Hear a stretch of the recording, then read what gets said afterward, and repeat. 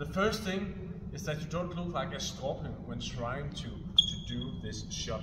Many people, especially if you are a bit late in badminton, start like holding the racket like this, and when they are up here, they are very bent up here in their hand, and it actually looks quite like a scorpion. So I call it scorpion technique.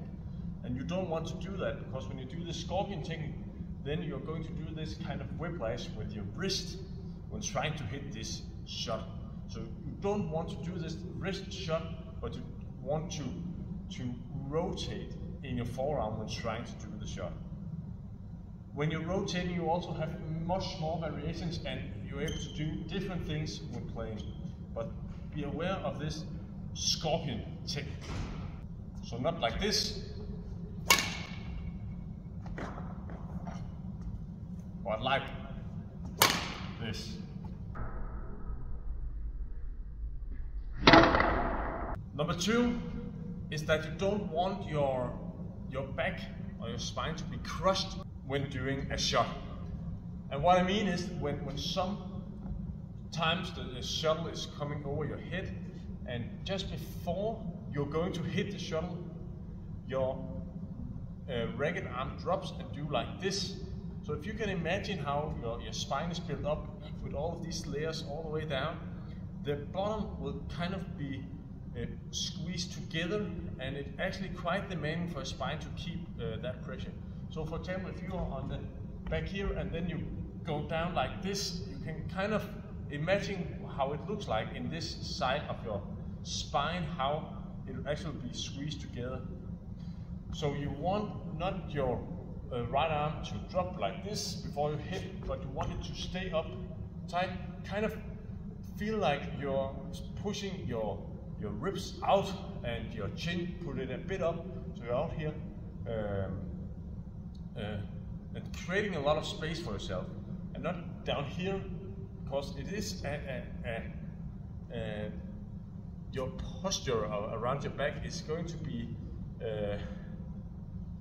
wrong, and it's quite demanding for your back, and that's also why some people tend to get back pain. And that's actually because when you're doing overhead shots, it's a wrong technique. So you want to be up here and not like this. And if I show the first one, it will be something like this, going down and hitting. What you want to do is obviously arm up here, hit like that.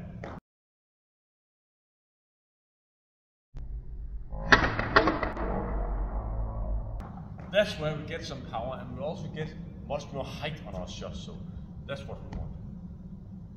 The other thing is that we don't want to be too narrow in our stand. That means we are not going to do this W or double Y when hitting. Some players, when it falls down our head, we're doing like this. It's very narrow.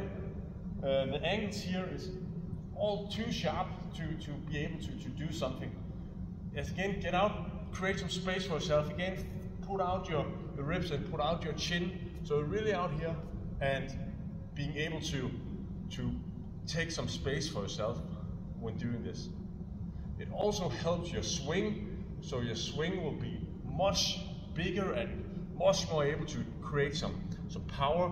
But in here it will be much more, I don't know what this is, but you don't get so much power, but at least you look stupid.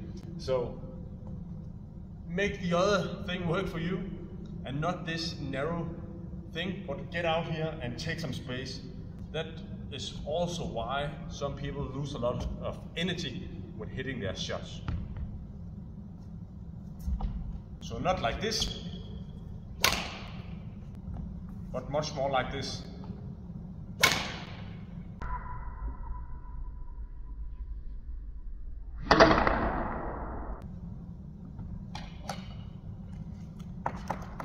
The next thing I want to talk about is how tightening up is how tight you are in your muscles.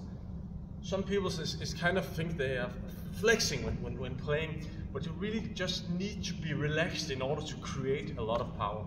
So if you are jumping around on the court and you're really tightening up all the time, then it will be difficult for you to create even more power, because what gives you the power is the difference between being relaxed and being tightened up when hitting. The bigger the gap are, the easier it will be to relax or to do a powerful shot. So that means if I'm doing a shot up here, and then I really need to relax and control my breath before hitting, really look relaxed here and not tightening up, but relaxed, because then I'm able to tighten up in the last second and being able to do some powerful shots. So really control your breath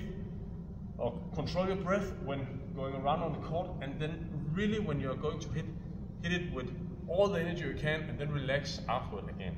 That is an excellent drill, just moving around on the court, feeling very, very relaxed, but every time you are going to hit the shot, then you're tightening up. You're able to control the shot, and you're able to create some power. So not like this, really tighten, but more relaxed.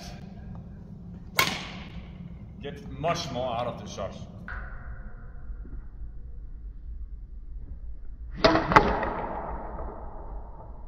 The last thing is your way your elbow is going through the air.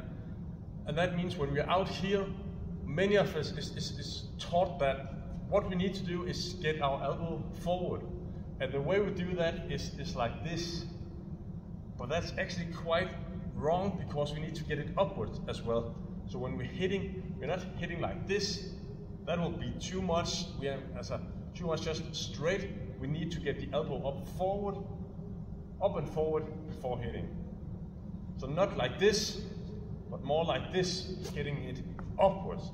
And that's what will give you some extra energy when you're going to hit basically any shot. So that's really important. So that means it's not like this, when you're just dragging the elbow forward.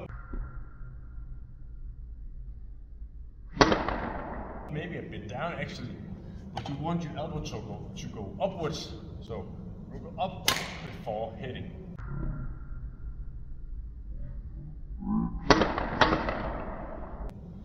So last one is obviously the correct one, but get the elbow up is also crucial.